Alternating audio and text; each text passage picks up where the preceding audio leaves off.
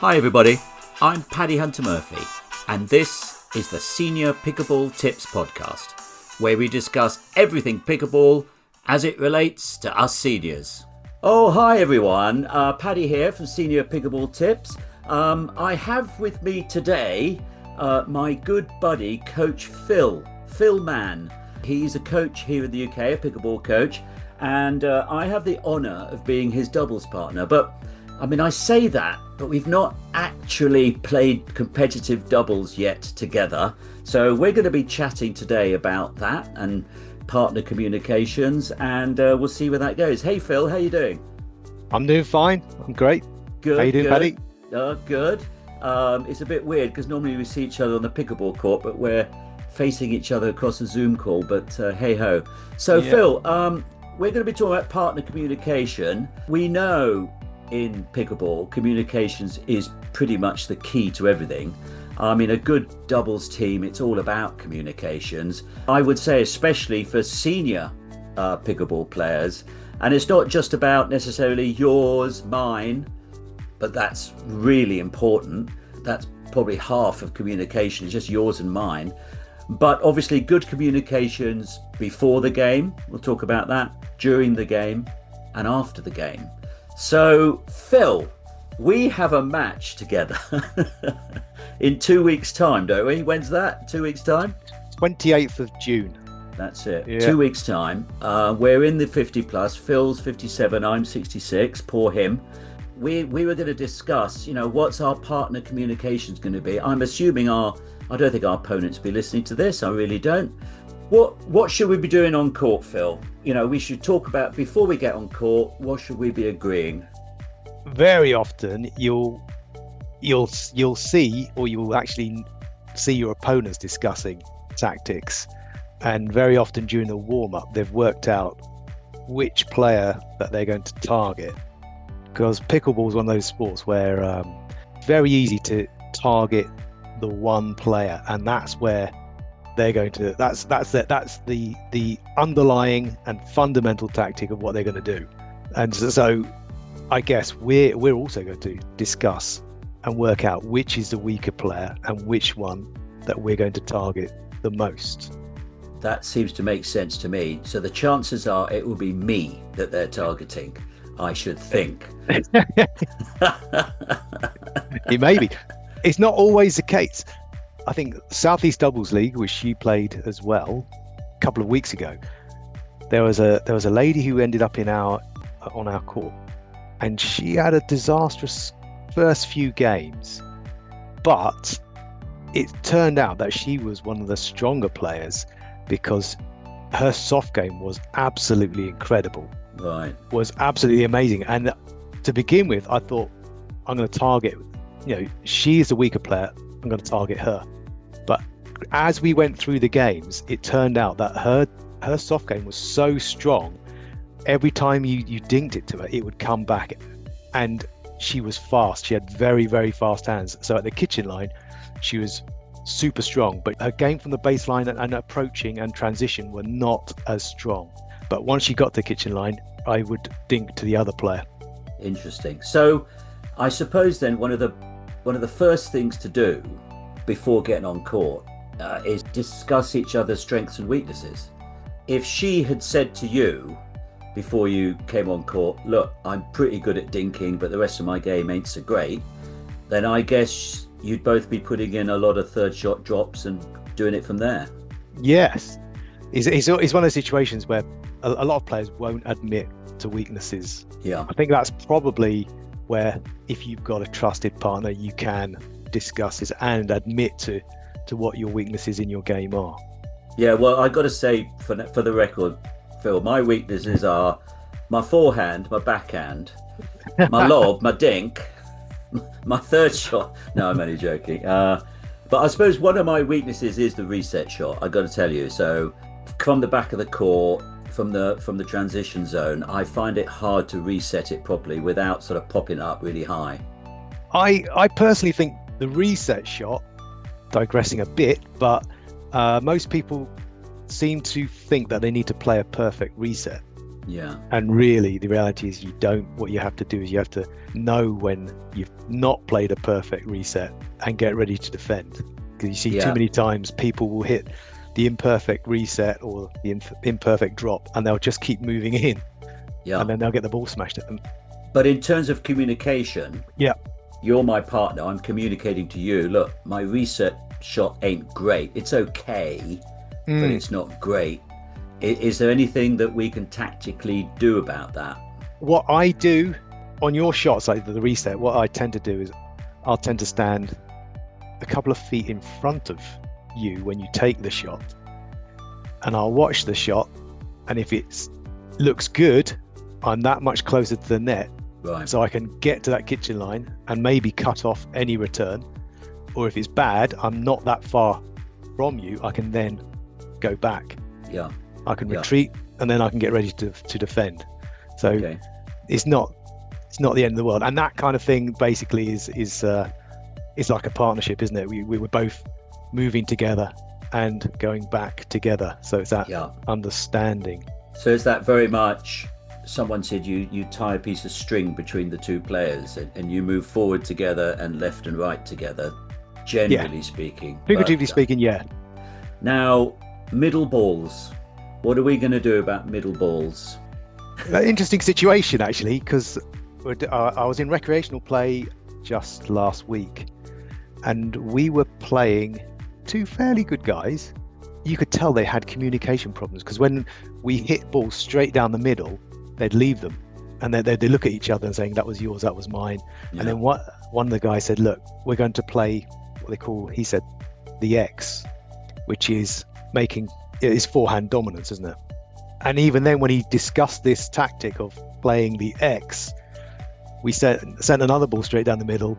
Again, they looked confused, and again, they just didn't go for the ball, and it just went straight through. I guess neither of them called it. Neither of them said yours or mine. And no.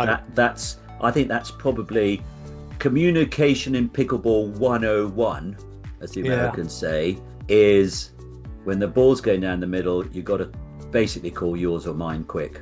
Yeah, I'm wondering, well, it should be the person, whoever's got the best position on the ball. If they've got the best position, they've got the dominant position, and they're set and they're ready to take it, they take it. Yeah, especially on the forehand, I guess. Especially on the forehand, yes. Yeah. I think this whole business with the X thing. Explain, Phil, just explain what that means, the X. X. Oh, it's a diagonal line, isn't it? Which is drawn from one corner of the net to the other side, to the other diagonal side. And whoever has the forehand takes the biggest area. I mean, I read, you're absolutely right. And I read it, whoever the ball is heading towards. But of course, middle balls aren't heading towards anyone. And if you are the player in front, are you going to actually, as it passes across you diagonally, are you actually going to let it go? Yeah. And say, well, it wasn't, we're playing the X, so really you need to hit it. Or are you going to duck and say it's yours? We're not going to do this, are we? Sounds far too confusing for me. No, I think whoever's in front takes it. If they've got the best position on the ball, they take it. Yeah, I agree entirely. Okay, now stacking. I was actually, I've never done the stacking. I've seen it done, and I'm sure I could do it quite easily. What's your thoughts on that? Because my thought is this. I mean, my backhand's okay. I got a pretty strong backhand, but you're pretty good at poaching. And I mean that in a nice way. You're good at coming across when you're on the left side, coming across and taking that ball early and putting it away. Is stacking something that you and I should consider? What do you think? The tip I read is, if you've never done it, don't do it in a tournament. Okay. Let's try it. It could be a recipe for disaster, couldn't it? Yeah. Okay. Well, let's rule out stacking. So that's what we talk about before the match. And I think you and I have got a fair idea after this little chat. Now, when we're actually playing, I mean, what you've heard me say to you and anyone I play with, I always say, I like to talk a lot. And I like people to talk to me a lot. So, let's call a lot. That's just my personal preference. Is that a good idea to sort of say that? Yeah, I think constant talking, just giving each other positive vibes. Yeah. And just trying to cheer ourselves up. Yeah. So sort of talk early, talk often. Yeah. And not to get down. Always positive. Never tut. Never look up to heaven or anything like that. Positive body language as well. Yeah. Phil and I are also members of a tennis club, and there's a particular chap there, a Frenchman who will remain unnamed. Yeah. Who you hit a bad shot and he'll sigh, or he won't actually say anything, but it's so off-putting, isn't it? It just totally puts you off your game. One of the things that I do, which I've my habits on the tennis court, which I've completely cut out, because as soon as I do it, I realise I'm doing it, and I think, right, no, and that's when is to put your hands on your hip, walk around looking. It's like, yeah, what the heck. And it's just negative body language. So as soon as I do that, and on a pickleball court, if I do it straight away, I cut that out, because it's just telling people how you're feeling. That's interesting. Yeah, bit nonchalant. Yeah. Yeah. It's just negative, isn't it? Yeah. I suppose, if you can pick up on body language, which we all can, even though we don't think we can, because body language is extremely important. But yes, so talking during play is so important, never being negative. And I guess communications equals confidence. Yep. And play it point at a time. Yeah. Point at a time. In that Southeast Doubles League, we were down some ridiculous amount. It was like the other team had it's played to 11, not rally scoring points, and we were some like 10-7, and they had 2 serves. I was with that young lady who couldn't. She had a bad backcourt that game, but she had a fantastic game at the kitchen line, and we just ground it out. We got back to 10-all, and then it stuck there at 10-all. Kept dropping the serve, went back to them, and it's sudden death at 10-all at Southeast Doubles League. And eventually we managed to grind out the 11-10 win against two good players as well. It's so satisfying when that happens, isn't it? Yeah, but I was saying to myself, 1 point at a time. Yeah. And I think that's the mentality that we need to take into our match as Basingstoke. Yeah, in Basingstoke. I suppose one thing as well, following on from tennis, especially singles, but I think this is very important in doubles, even more so, is the concept of flow. Because I find this in pickleball, that it's quite easy to, not easy, it's quite often to win 3, 4, even 5 points in a row. And to lose 3, 4, even 5, even 6 points in a row. And at that point, when you're the winning team doing that, you've just got to get in the flow, don't think about things, and just carry on as you are, which can be quite difficult. Don't be distracted, just unthink everything and just keep going. But if you're the team that's being beaten, it's very hard to come out of that. I mean, as a doubles team, that's where communications, I suppose, is absolutely key. That's an interesting point, actually, because this tournament that we're playing, we'll have the benefit of a timeout, won't we? You do get a 1 minute timeout if you want it, I think. Is it? Oh, okay. 1 or 2? I think it's 1. Okay, but that's when to do it. Yeah, if our opponents are steamrolling us, or they're on a run, we just want to do the timeout, which is basically a mini toilet break, isn't it? Yeah, I think people forget about the timeout. Yeah. So definitely consider that. That's a really good point. And of course, in the timeout, you can have a good chat and sort of maybe reset tactics or what have you. Yes. Yeah.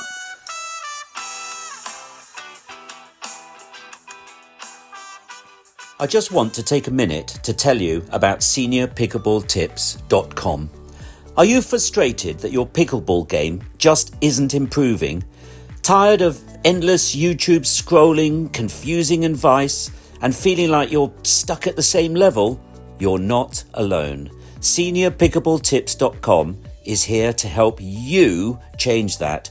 It's built specifically for senior players from beginner all the way to 4.0 with a clear step-by-step skill roadmap to help you get to the next level, structured lessons with blogs, videos and podcasts, and an easy-to-search library so you're never left wondering what to work on next. And best of all, you're never doing it alone. Our community forum is full of welcoming, supportive players just like you, cheering each other on, helping each other with advice, suggestions and tips, sharing real progress, and, very importantly, having a lot of fun along the way. Join us at seniorpickleballtips.com and take the guesswork out of getting better and having fun on the pickleball court. That next level you've been chasing, it's closer than you think. So please go to seniorpickleballtips.com and check us out. Thank you. Now, let's get back to the podcast. Okay, so I think you and I are absolutely sorted for 2 weeks' time, and we're just going to win that competition without a shadow of a doubt, Phil. What do you reckon? I'm not putting anything on it in terms of expectation. I'm there just for the experience. Of course, I'm only joking. We're just there to have a bit of fun and see what happens. I think that's the mindset. Nothing's at stake. Now, just to sort of take this a bit further, we talked about you and me and our communications. But let's say you're in a round robin tournament, as we have been in the past, and our first one together is in a couple of weeks' time. But if you get into a round robin tournament where you're swapping partners and you're changing partners like we do in the Southeast Doubles League, and you have what you would deem a weak partner, how do you communicate with them? How do you say things to them? What do you say things to them? You've come across this before. Sometimes I think it's down to chemistry. Purely like, I've played the Southeast Doubles League now for maybe 6 times, and every time pretty much you see the same faces, some of them, and it's those people you get to know their game, you get to know how they play, you get to know what they can do and what to expect, and also you make friends, which is the other important thing, is that when you're not playing, you're chatting and it's just friendly. So one of the guys there, I've played now probably 5-6 times with him, and together I think we play really well together. So I know exactly what he's going to do. It's almost like being psychic, I suppose. He knows what I'm going to do. He knows how I play. I know how he plays, and we can grind it out against our opponents, and we very rarely lose actually in that. On that. Are you subtly trying to dump me as a doubles partner here, Phil? No. he's got his own doubles partners, and he might be a Basingstoke. Never know.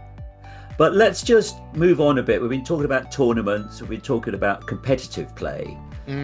As we know in the States, a lot of people rec play. They're turning up.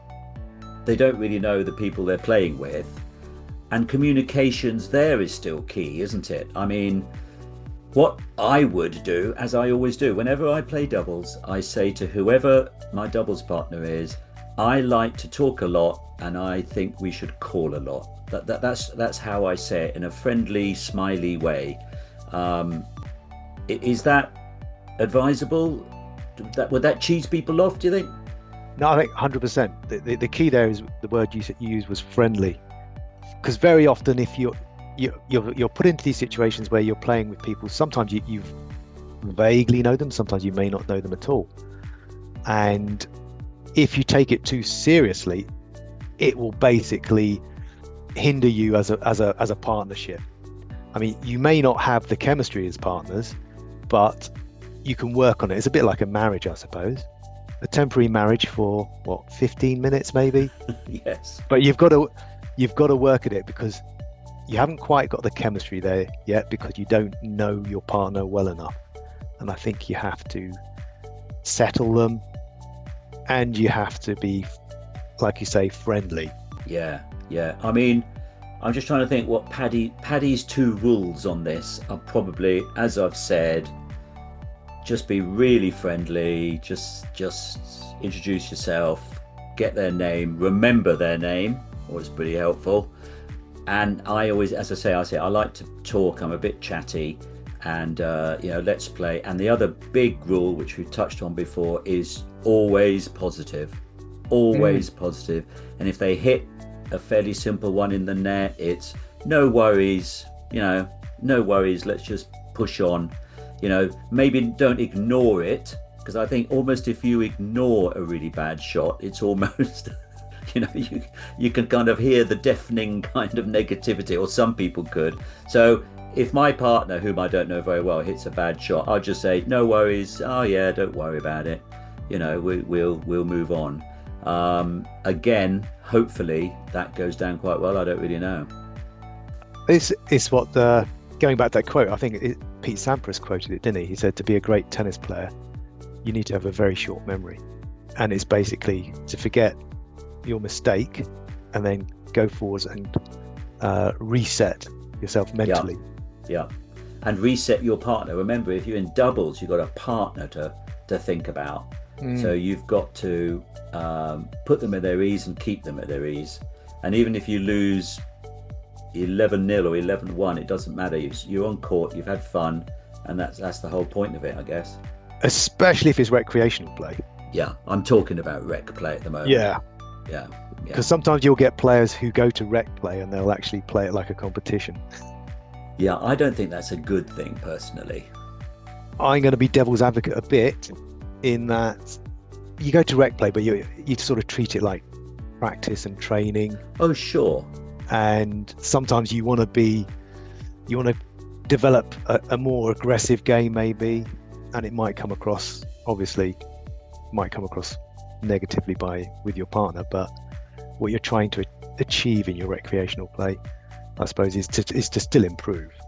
Yeah, but I guess then, we're talking about partner communications. If you're doing that in rec play, you could always be open about that with your partner. You can say, look, I'm working on my my third shot, so I may put a few out. It's not a great third shot. In fact, I think I did this the other day in rec play. I said to someone, might have been you, look, my third shot ain't so great, so I'm just going to really work on that third shot drop.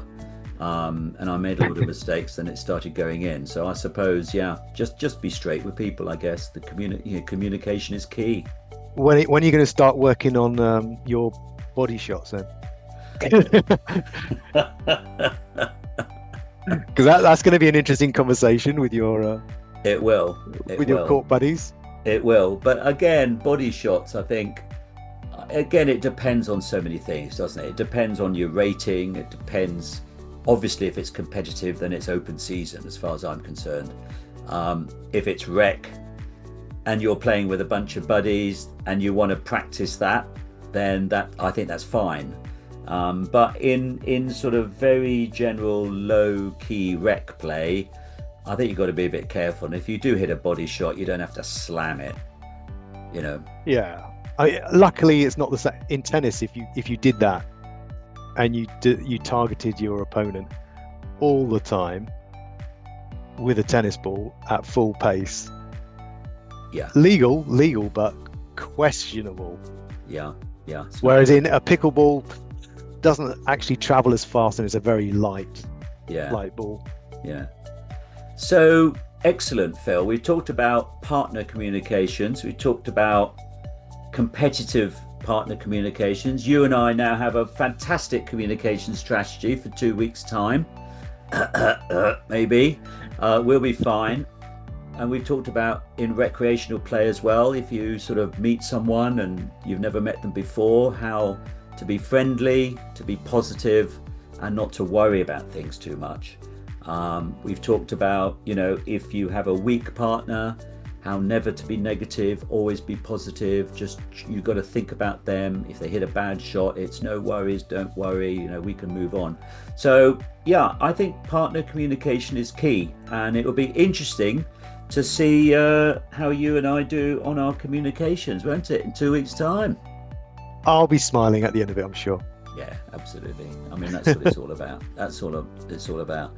Well, look, Phil, Coach Phil, thanks so much for joining me today and talking about our communications, but also but also widening it out to rec play, etc., which is great. And thanks for joining me today. And listen, you take care. Let's have you on the podcast again soon. Cheers. Thank you very much. All right, you take care. Bye for now. Are we saying bye?